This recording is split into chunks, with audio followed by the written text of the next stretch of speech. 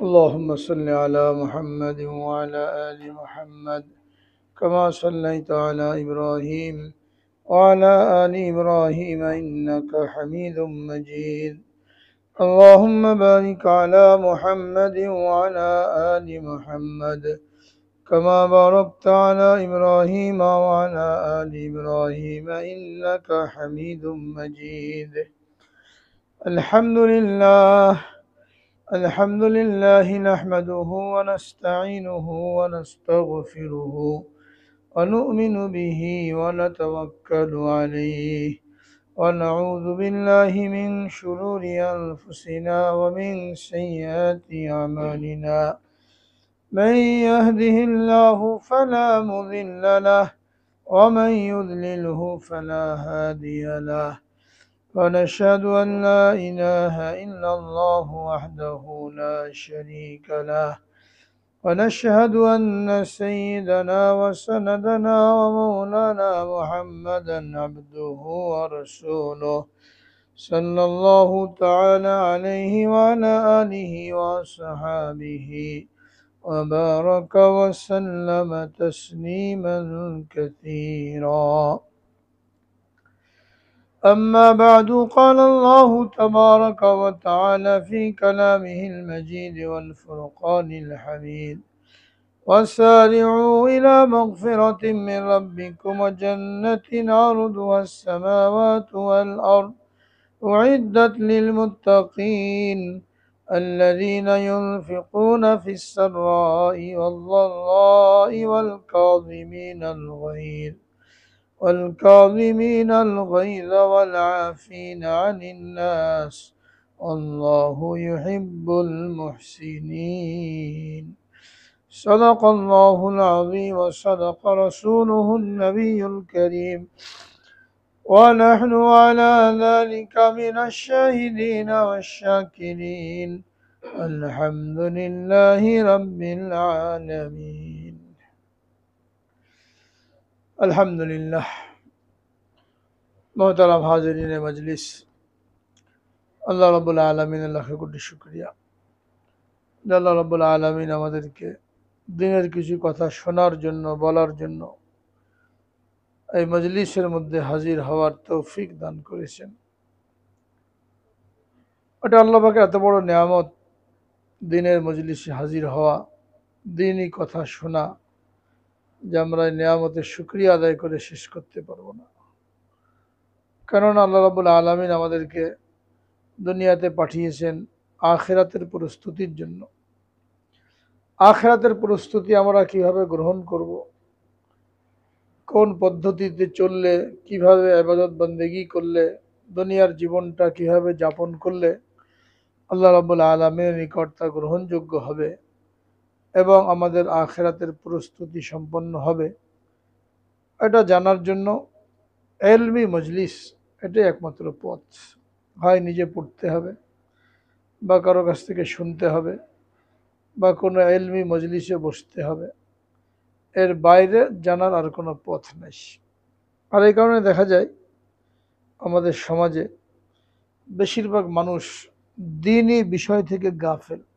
দিনের মোটা মোটা বিষয় যেগুলো দরকার মানুষের জীবন পরিচালনা করার জন্য, এগুলো মানুষ জানেই না। জানে না কেন? 4-5 বছর বয়স হয়, তখন থেকে বাপ মা স্কুলে পাঠায়, কিন্ডারগার্টেনে পাঠায়, ওখানে পড়াশোনা করে। বেশি থেকে বেশি হয়তো বাড়িতে একজন প্রাইভেট কারি সাহেব রাখলো কোরআন শরীফটা পড়িয়ে দেওয়ার জন্য, তো কোরআন শরীফটা পড়িয়ে দেয়। এর বাইরে দিন শেখার জন্য আর কোনো সুরত নাই। সেটা স্কুলে চলে যাচ্ছে, যে মেয়েটা স্কুলে চলে যাচ্ছে 4-5 বছর বয়সে, স্কুলে এত পড়াশোনা, ওখানে ধর্মীয় কোনো বিষয় নাই। একসময় ছিল, এখন ধর্মীয় কোনো বিষয় নাই। যত উপরে উঠতে থাকে পড়ার চাপ তত বাড়তে থাকে। তো স্কুলের পরিবেশে দিন শেখার কোনো সুযোগ নেই। এরপরে বাড়িতে এসে আবার স্কুলে পড়া তৈরি করতে হয়, কোচিংয়ে যেতে হয়, এখানেও আবার তার শেখার মতন কোনো সুযোগ নেই। ঘরের মধ্যে তালিম নেই। যদি ঘরে তালিম হতো, নিয়মিত বিভিন্ন কিতাব যার দ্বারা ইমান শেখা যায়, যার দ্বারা সুন্নত শেখা যায়, যার দ্বারা হারাম হালাল শেখা যায়, এরকম কোনো বিষয় যদি ঘরে তালিম হতো তাহলে বাচ্চারা শিখতে পারত। কিন্তু ঘরের মধ্যে তালিম নেই, তো স্কুলে পড়া নাই, ঘরের মধ্যে তালিম নাই, নিজে নিজে পড়ে শিখবে সেই যোগ্যতাও নাই, কারণ স্কুলে পড়ার চাপ।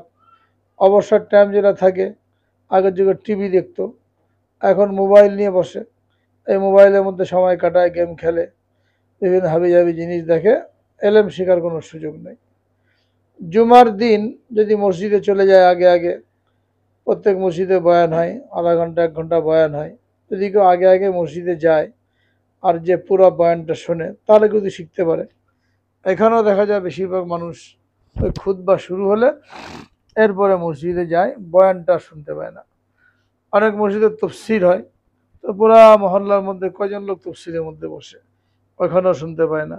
ওয়াজ মাহফিল হয় মানুষকে দিন শেখানোর জন্য, সে ওয়াজ মাহফিলে আবার কয়জন যায়? একটা এলাকার মধ্যে ওয়াজ মাহফিল হলে দেখা যাবে 2% লোক বা 3% লোকও যায় নাই। আর যারা যায় তারাই গল্প সল্প করেন, তার সাথে দেখা সাক্ষাৎ হবে, বাদাম খেয়ে চা খেয়ে সময়টা বার করে দেয়।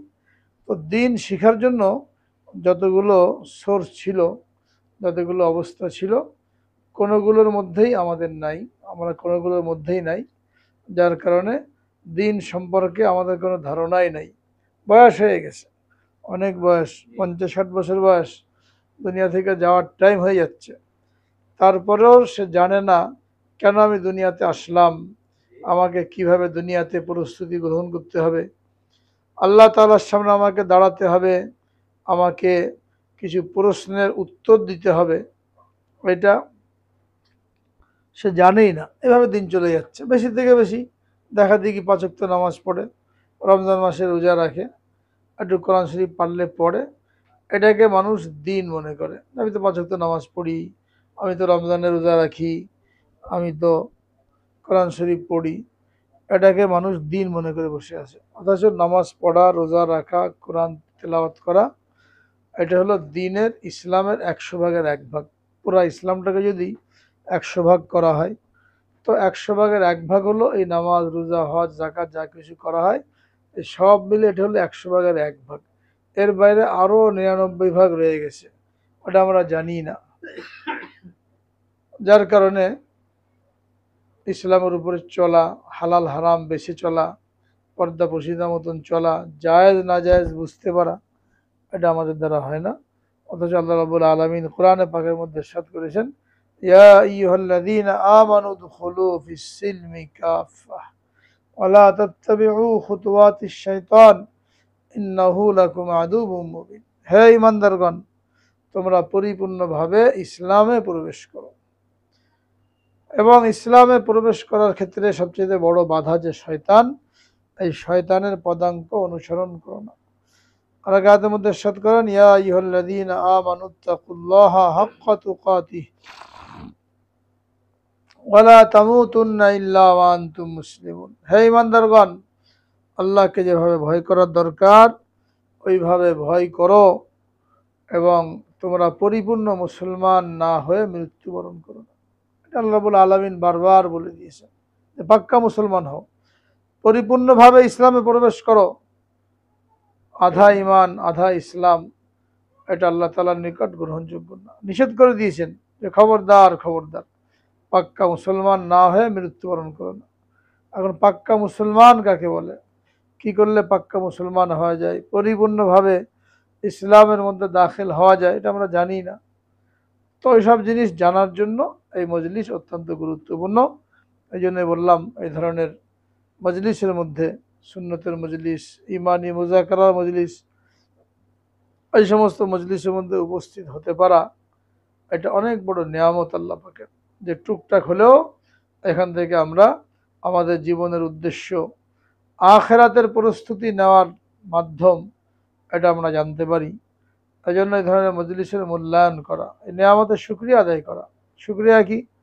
আগের মাসে বলা হয়েছিল, শুকরিয়া হলো 3 ভাবে আদায় করতে হবে।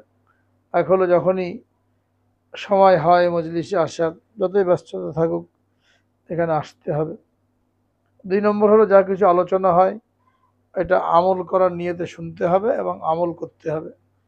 3 নম্বর হলো যা কিছু শুনলাম এটা অন্যের নিকট পৌঁছে দিতে হবে। আমি একা আসছি, আমার বাসায়, আমার বিল্ডিংয়ে আরও কত লোক আছে যারা এখানে আসতে পারে নাই, যারা এই বিষয়গুলো জানে না, তাদের নিকটে জিনিসগুলো পৌঁছে দেওয়া এটা আমাদের জন্য জরুরি। এটা হলো নিয়ামতের শুকরিয়া। নিয়ামতের শুকরিয়া আদায় করলে আল্লাহ তাআলা নিয়ামতকে বাড়িয়ে দেন, নিয়ামতের নাশুকরি করলে নিয়ামতকে ছিনিয়ে নেন।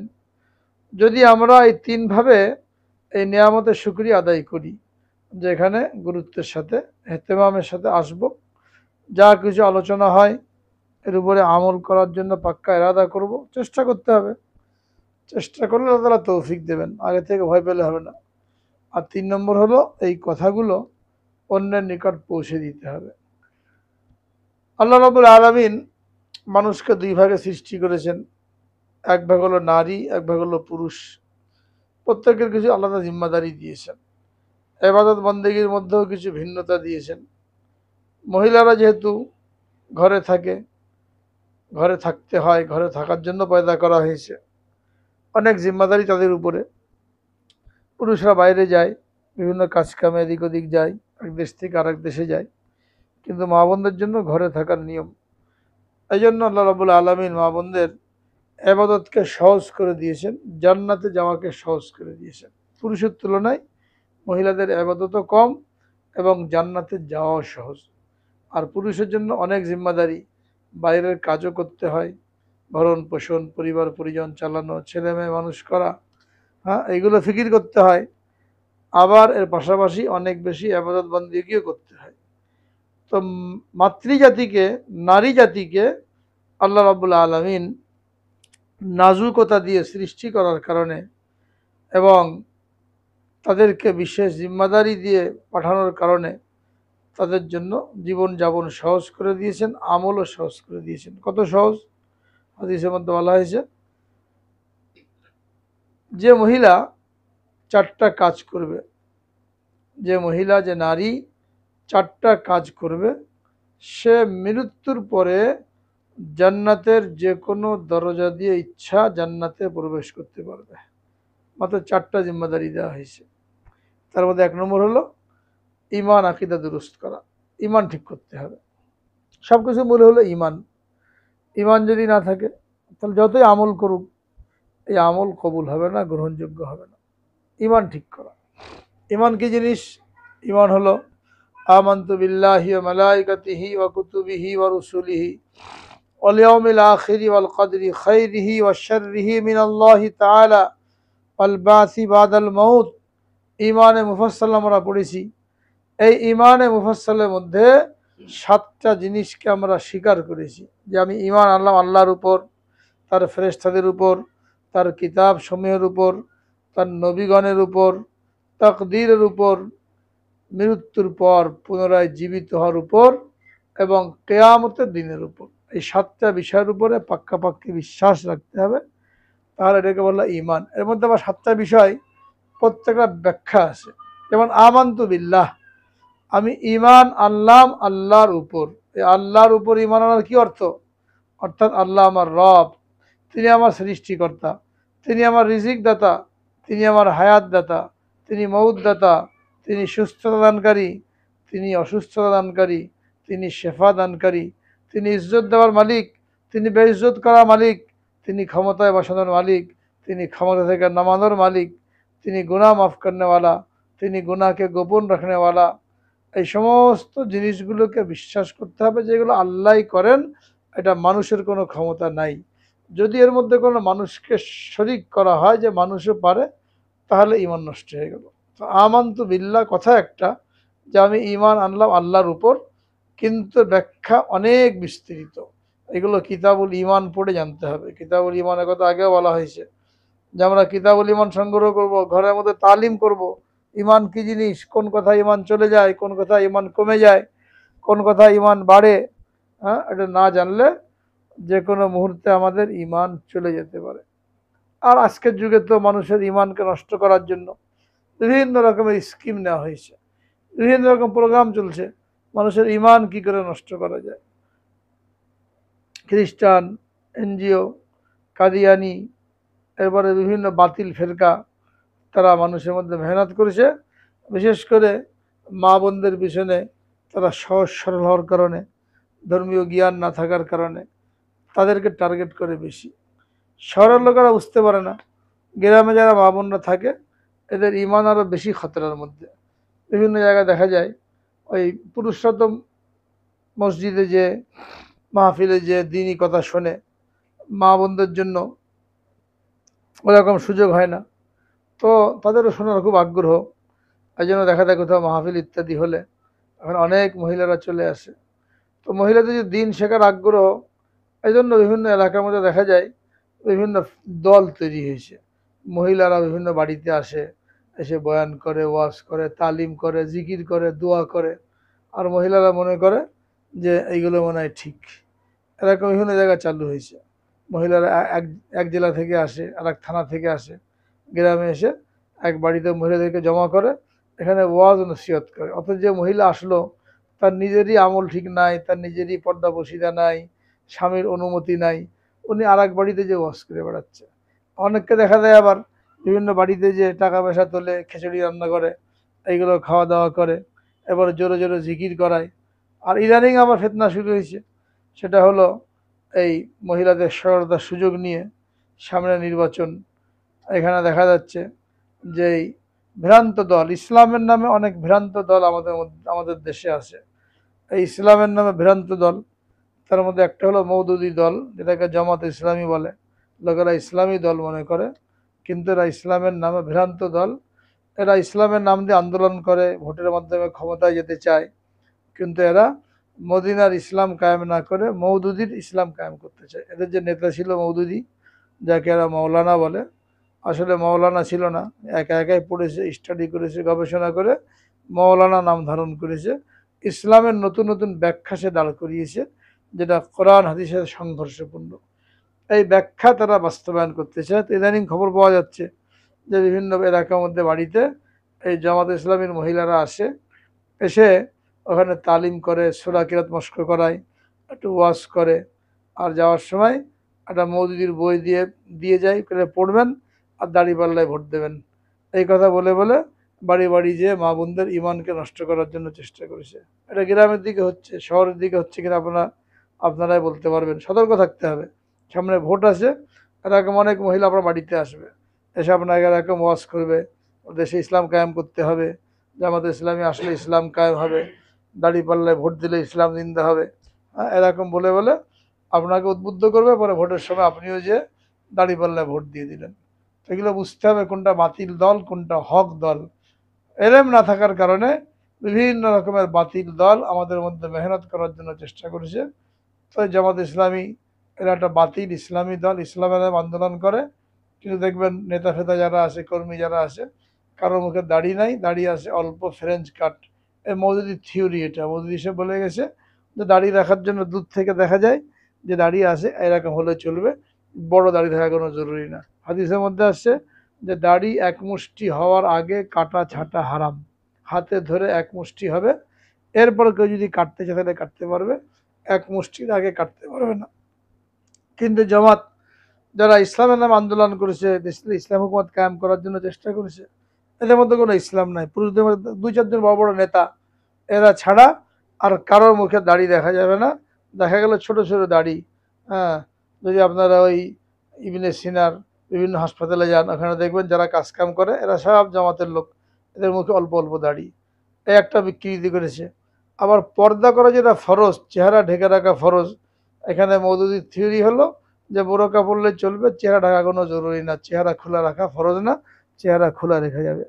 তো চেহারা যদি খোলা রাখা হবে তাহলে পর্দার কী লাভ হলো? পর্দার উদ্দেশ্য হলো নারীরা নিজেদের সৌন্দর্য পর পুরুষ থেকে ঢেকে রাখবে, যাতে পুরুষও ফিতনার মধ্যে না পড়ে আর এই মহিলাও ফিতনার মধ্যে না পড়ে।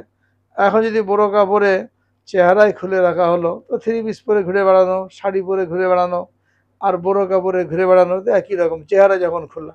এই জন্য দেখবেন ইসলামী ব্যাংকে যাবেন, ইবনে সিনা যাবেন, আল রাজি হাসপাতালে যাবেন, এই সমস্ত জায়গায় দেখবেন মহিলারা কাজ করেছে এখানে, যারা বিভিন্ন জায়গায় সব ওই বোরকা পরে, হিজাব বলে, হিজাব পরলে চলবে, চেহারা খোলা। তো চেহারা খোলা থাকলে পর্দা হলো না, চেহারা খোলা রাখলে ওই বোরকা পরারও কোনো দাম নাই, ওই থ্রি পিস পরে অন্য একটা পরে গেলে যে হুকুম, চেহারা খোলা রেখে বোরকা পরে গেলে একই হুকুম। তো তারা এইভাবে ধোঁকা দিচ্ছে মানুষকে, ইসলামকে বিকৃত করে দিয়েছে।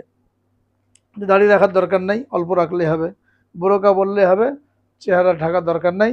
অথচ আজকের যুগে ফতোয়া হলো যে ফিতনার কারণে বোরকা তো পরতেই হবে, চেহারা ঢাকতে হবে, এমনকি হাত মোজা পা মোজাও পরতে হবে। যখন মহিলারা বাইরে বের হবে তো হাত মোজা পা মোজা পরাও জরুরি।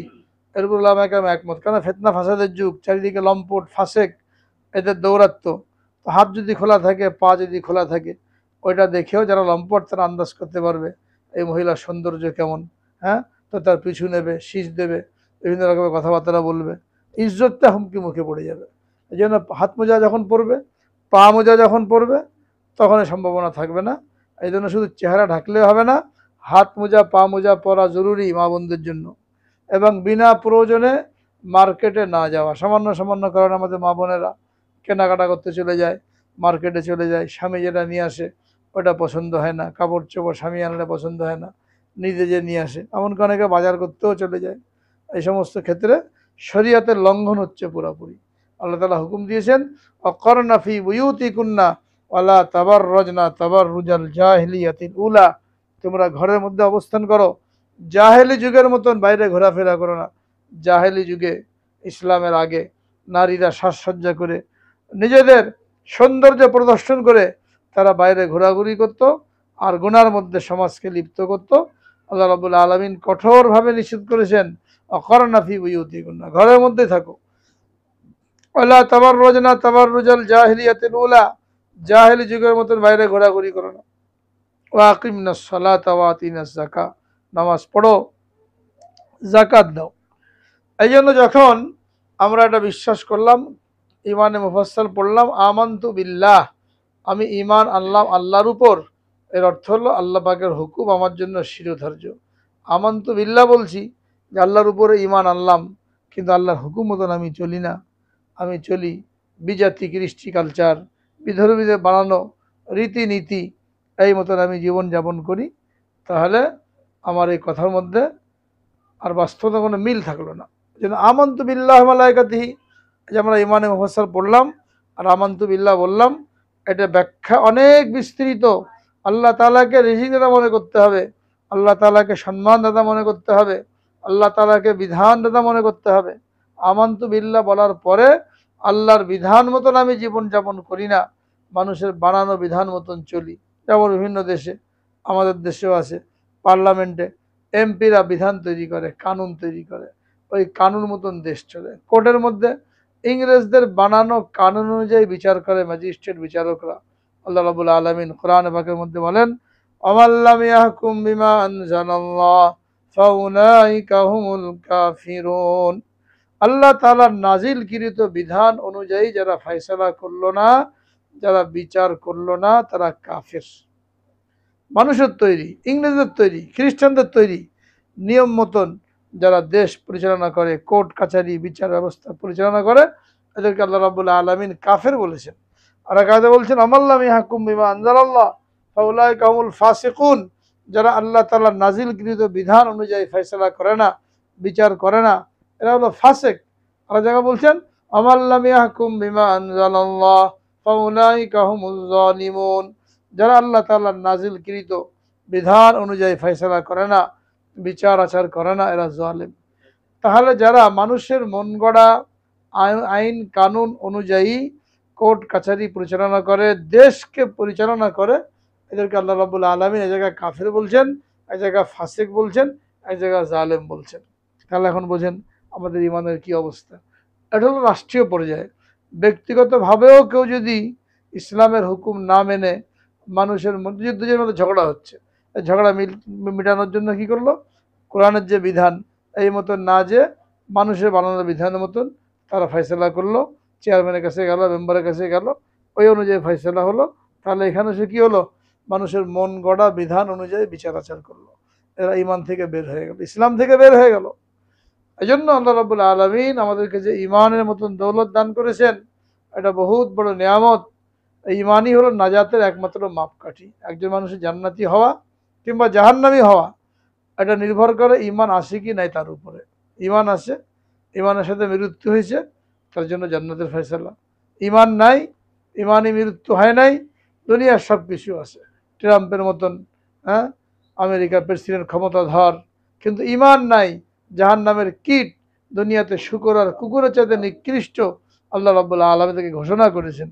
যারা ইমান নাই, আল্লাহর বিধান মতন চলে না, এদেরকে সবচেয়ে নিকৃষ্ট বলা হয়েছে। ইন্নাল্লাযীনা কাফারু মিন আহলিল কিতাবি ওয়াল মুশরিকিন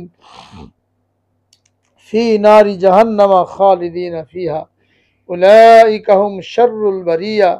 আল্লাহ তাআলা বলেন, যারা কাফের, আহলে কিতাব, ইহুদি ছিল, খ্রিস্টান ছিল, আখেরি নবীর উপরে ঈমান আনে নাই, কোরআনকে মানে নাই, তাদের ফয়সালা হলো ফি নারি জাহান্নামা খালিদিনা ফিহা, চিরস্থায়ী জাহান্নামী। চিরস্থায়ী জাহান্নামী যারা ইহুদি আছে, খ্রিস্টান আছে, দুনিয়াতে বাহাদুরি করেছে, মাতবারি করেছে, ভোগ বিলাসের মধ্যে লিপ্ত, আল্লাহ রাব্বুল আলামিন জানিয়ে দিয়েছেন এরা চিরস্থায়ী জাহান্নামী।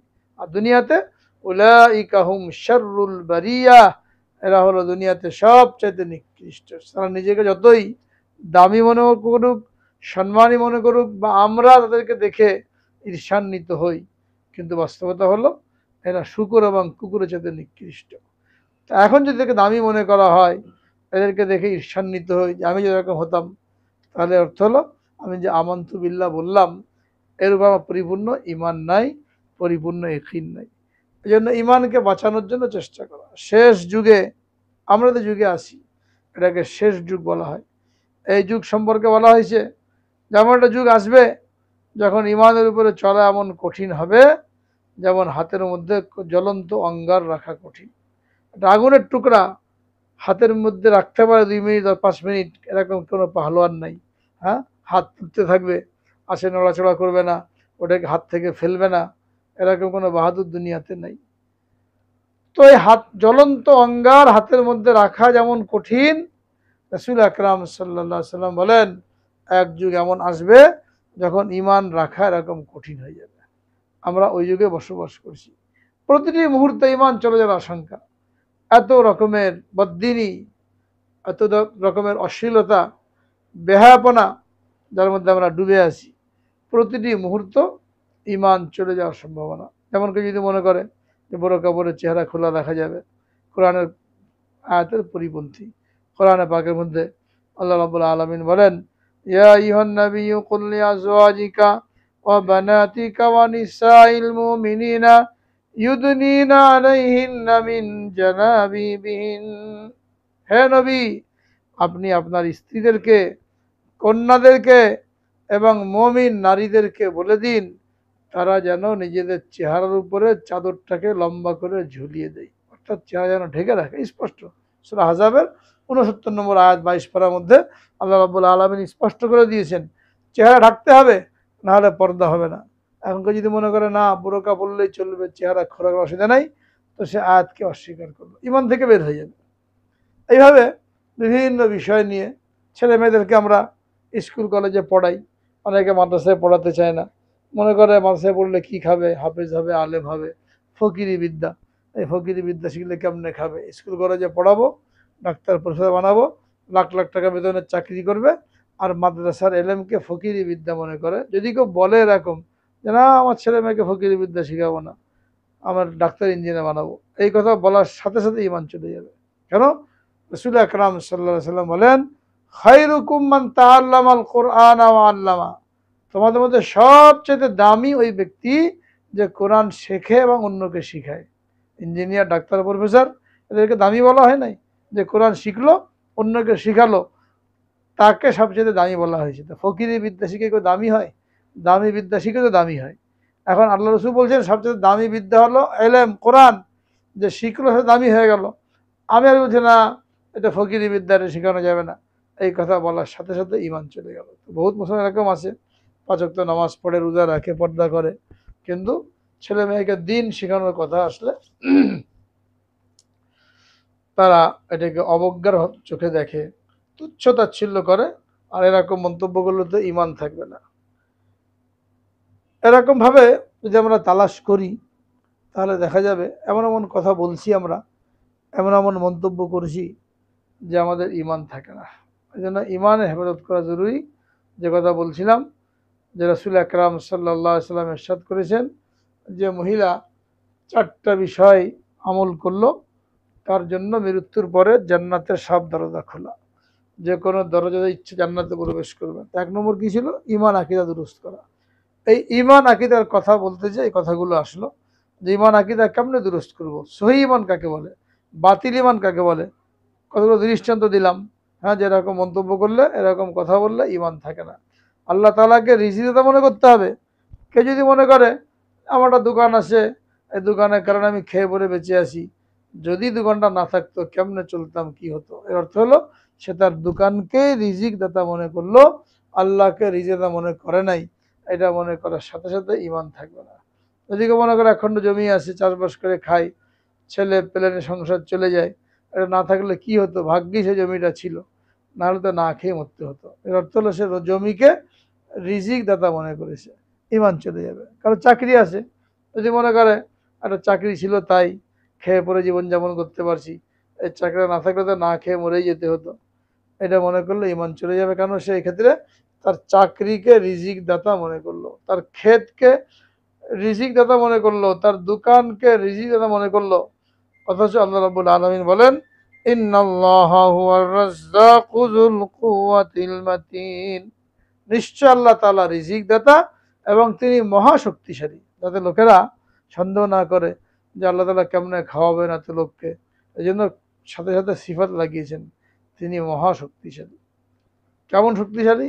হাদিসের মধ্যে আসছে, যদি আসমান থেকে 1 ফোঁটা বৃষ্টি বর্ষিত না হয়, জমিন থেকে একটা দানা উৎপাদন না হয়, তবু আল্লাহ রাব্বুল আলামিন এই সমস্ত মখলুককে, সমস্ত মানুষকে বসে বসে খাওয়াতে পারেন। আল্লাহর ভান্ডারে কোনো কমি নাই। এবং আল্লাহ তাআলা নমুনা রেখে দিয়েছেন। হয়তো মূসা আলাইহিস সালাম যখন রওনা হলেন মিশর থেকে ফিলিস্তিনে যাওয়ার জন্য, আল্লাহ রাব্বুল আলামিন নির্দেশ দিলেন, তিনি লোহিত সাগর পাড়ি দিলেন। লোহিত সাগর পাড়ি দিয়ে এখন ফিলিস্তিনে যেতে হবে। তো রাস্তার মধ্যে লোকেরা নাফরমানির মধ্যে লিপ্ত হলো। মূসা আলাইহিস সালাম তুর পাহাড়ে গিয়েছিলেন কিতাব আনার জন্য, 40 দিন ছিলেন। এই 40 দিনে তারা গরুর পূজা করতে শুরু করলো, নাফরমানিতে লিপ্ত হলো। এবার মূসা আলাইহিস সালাম আসলেন, এদেরকে তাওরাত দিলেন, আমল করার জন্য বললেন, এবং বললেন তোমরা যে ফিলিস্তিনে যাওয়ার জন্য বের হয়েছিল, ফিলিস্তিনের দিকে যাও। তারা খবর পেল যে ফিলিস্তিনে আমালিকা বংশধর বহুত বড় বড় হট্টাকাট্টা মানুষ, এরা বসবাস করে, এখানে গেলে আমাদের কোনো রক্ষা নাই। এই জন্য তারা মূসা আলাইহিস বললেন যে তুমি আর তোমার খোদা যে লড়াই করো, লড়াই হলে দেশটা জয় হলে আমরা পরে যে প্রবেশ করবো, আমরা যেতে রাজি না। তারা আল্লাহর হুকুমকে লঙ্ঘন করে ওখানে বসে থাকলো। তো আল্লাহ রাব্বুল আলামিন এদের উপর আযাব চাপিয়ে দিলেন। এরা ওই ময়দান, যে ময়দানের মধ্যে ছিল, ময়দানে তিহ বলা হয়, ওখান থেকে বের হওয়ার জন্য দৈনিক হাঁটা শুরু করতো, আর সারা রাত হাঁটতো, ফিলিস্তিনের দিকে যাবে। সকালে দেখতো যেখান থেকে হাঁটা শুরু করেছিল ওখানে আসছে আবার ঘুরে। এরকম 40 বছরে ময়দানের মধ্যে ঘুরতে রয়েছে। এরপরেও আল্লাহ রাব্বুল আলামিন এই নাফরমানি সত্ত্বেও এদেরকে না খায় মারেন নাই। কি করেছেন? এদের জন্য মান্না সালওয়া নাজিল করেছেন।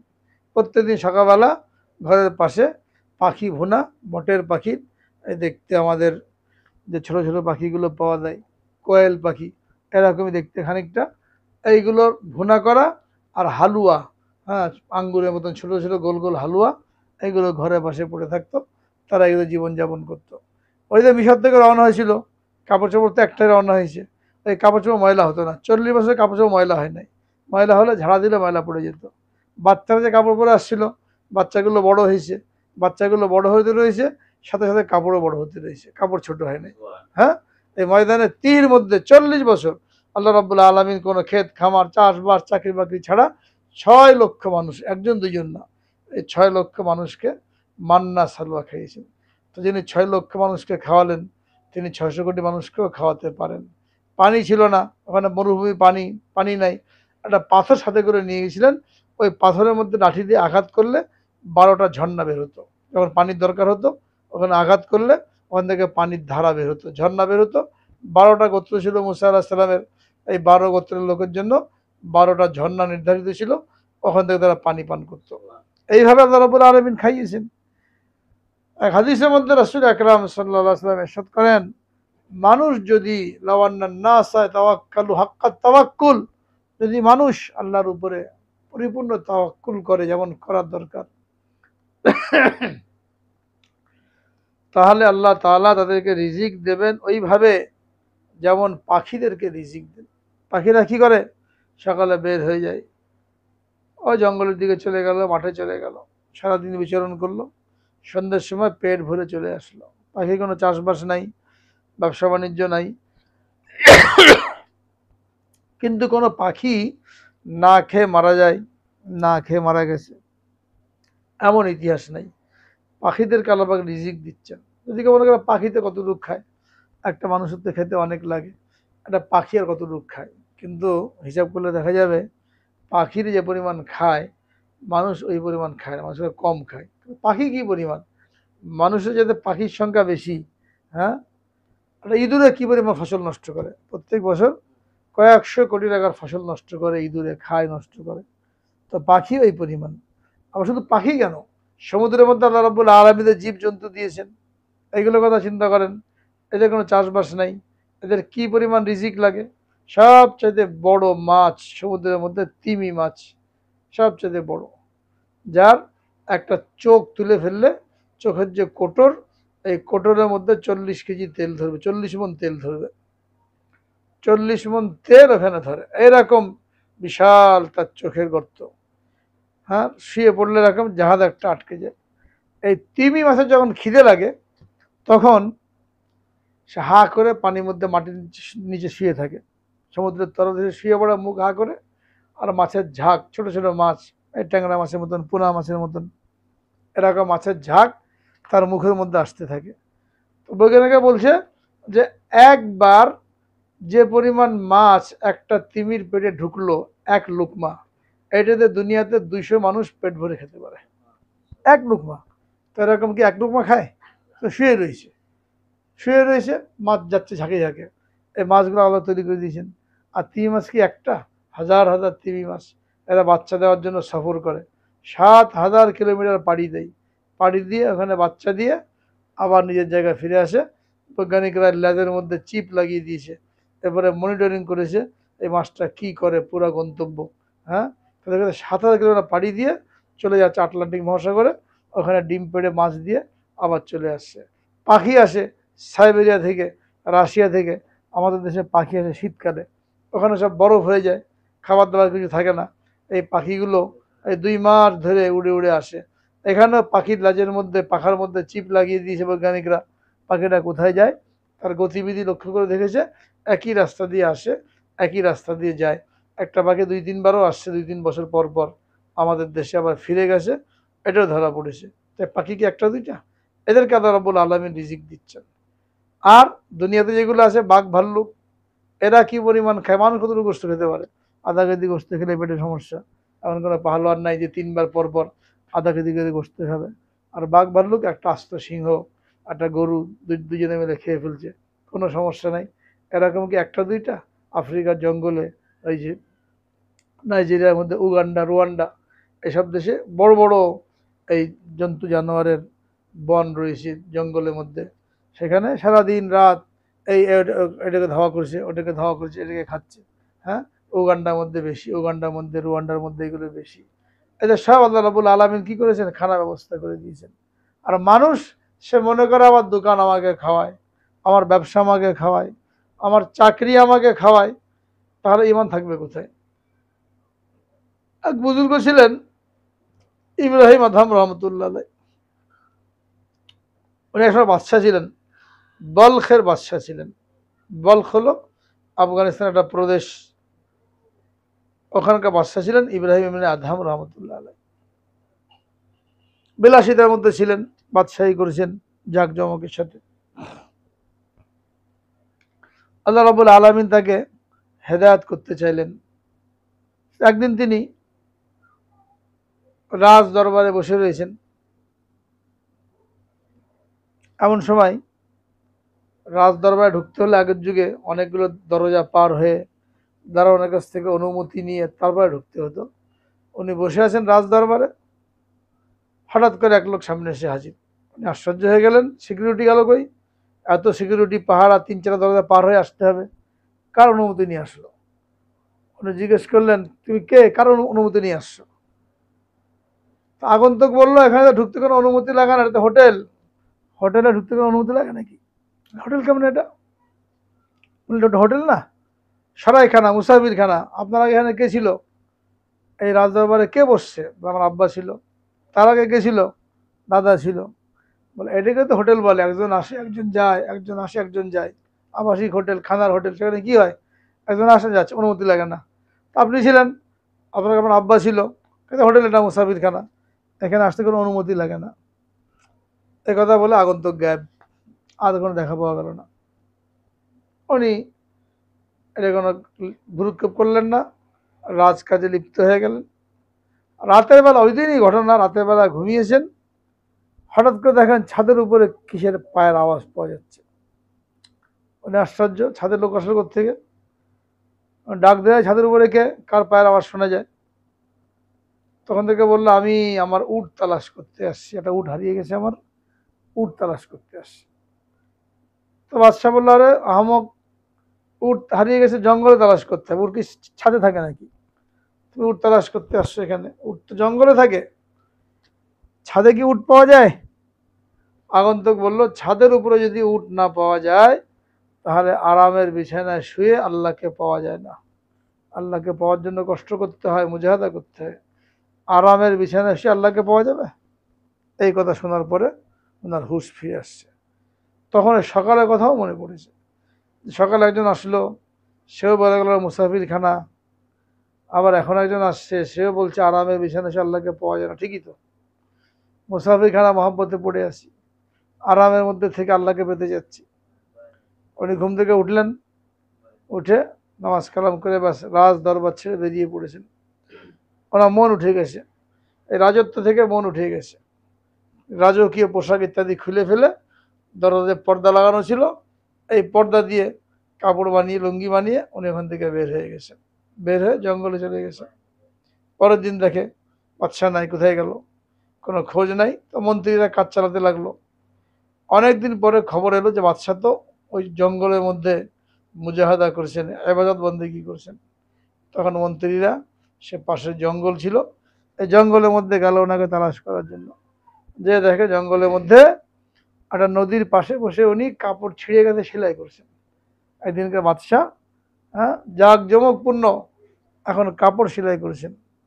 তো মন্ত্রীরা আসলো, হুজুর আপনি চলে আসার কারণে রাজ্যে এরকম মানুষ অশান্তির মধ্যে, মন খারাপ, আপনাকে ফেরত চায় সবাই। আবার আপনি চলেন, এখনও রাজকীয় চেয়ার খালি, আপনি আমাদের রাজা, ফেরত চলেন।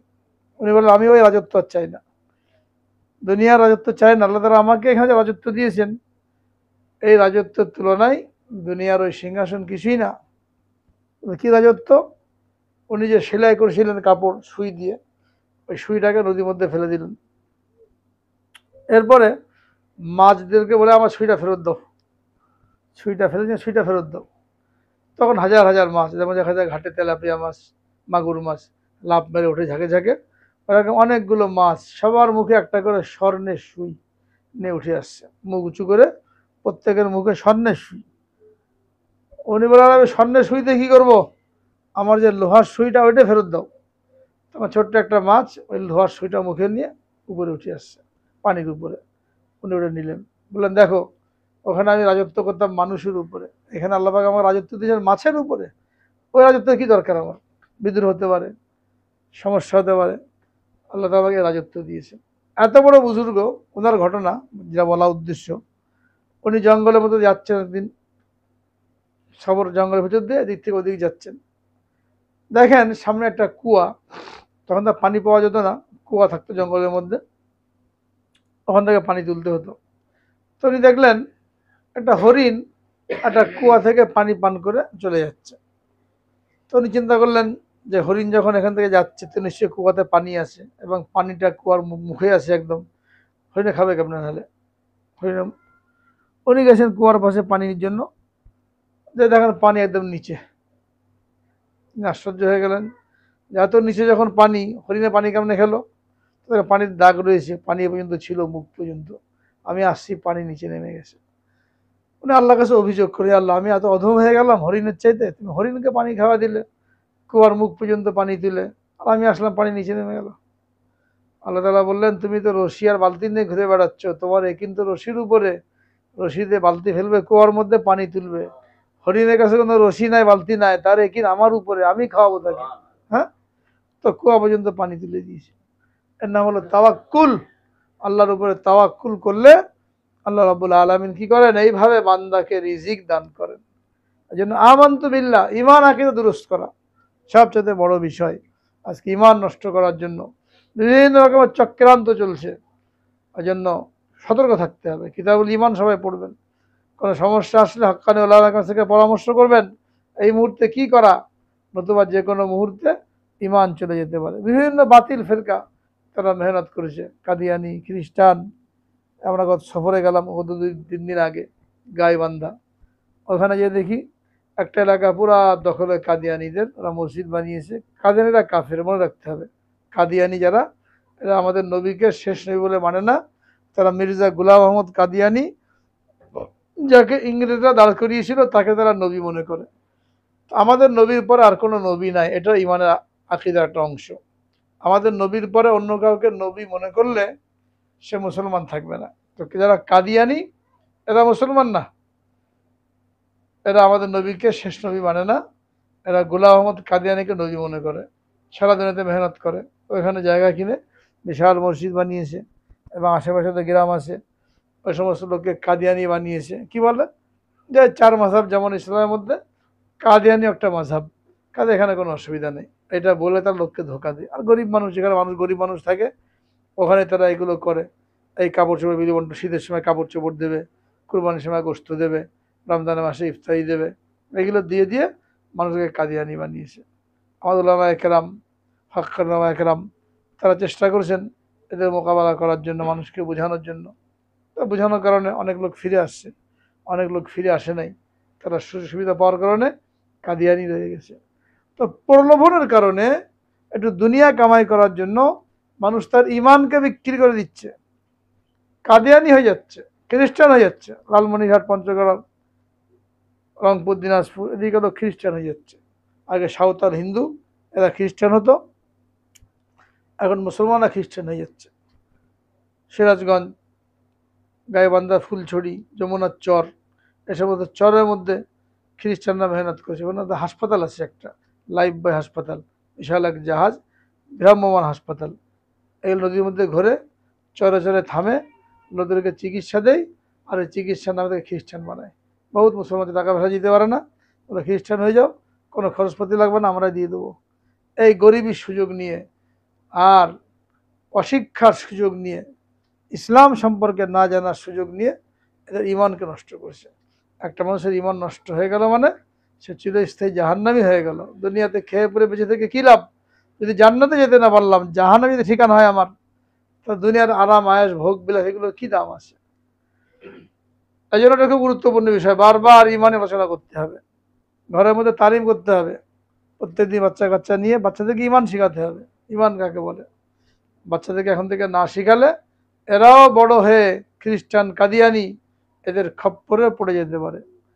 এই জন্য এখানে আমরা আসছি বয়ান শুনতে, মাসে একবার আসি, কিছু দিনই কথাবার্তা হয়, বাকি 29 দিন আমাদের প্রত্যেকের ঘরে তালিম করা জরুরি। কিতাবুল ঈমান সকলে সংগ্রহ করবেন, এবং কিতাবুল ঈমান ঘরে নিয়মিত প্রত্যেক দিন শুরু থেকে নিয়ে অল্প অল্প করে পড়ে বাচ্চাদেরকে শোনাতে হবে, নিজেও জানতে হবে, যাতে করে কখনো আমাদের ঈমান নষ্ট না হয়। তো 4টা কথা বলতে যাচ্ছিলাম, তার মধ্যে একটা হলো ঈমান আকীদা দুরুস্ত করা।